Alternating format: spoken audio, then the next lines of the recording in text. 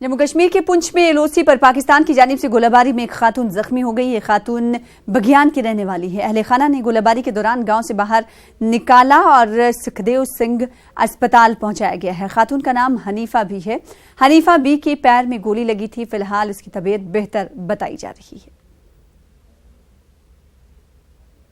वो फायरिंग चला तो पाँव में गोली लगी, अंदर बरांडे के बीच। तो वार्ड नंबर 6 गाँव का नाम थोड़ा बहुत फायरिंग चला। मेरा घर थोड़ा नीचे है तो इस भाई का घर ऊपर है।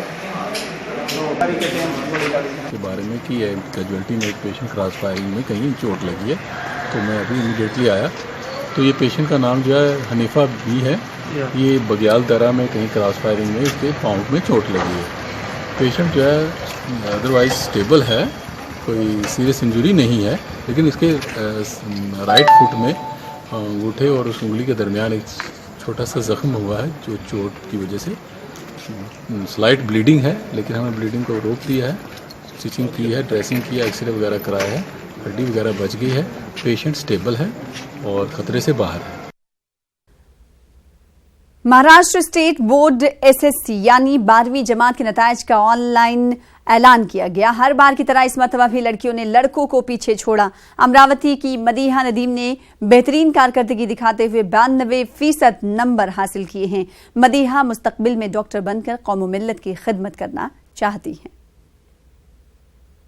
अचीवमेंट मिला है उसके लिए सबसे पहले मैं अल्लाह ताला का शुक्रिया अदा करना चाहती हूँ।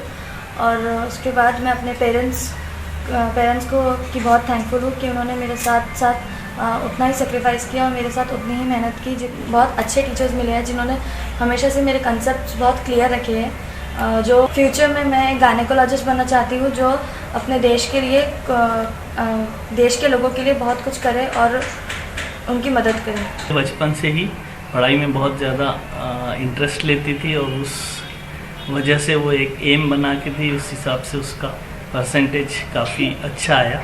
आगे चल के उसको डॉक्टर बनने की इच्छा है और वो उसके आगे के लिए गायनेकोलॉजिस्ट बनना चाहती है।